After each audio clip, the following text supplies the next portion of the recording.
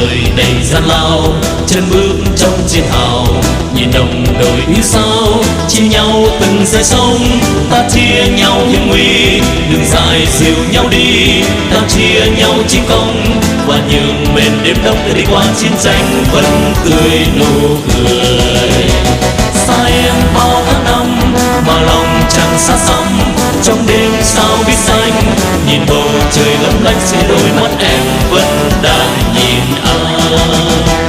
Rừng già mờ hơi sương ôm súng gác bên đường, lòng nặng tình quê hương đêm mơ về thành phố.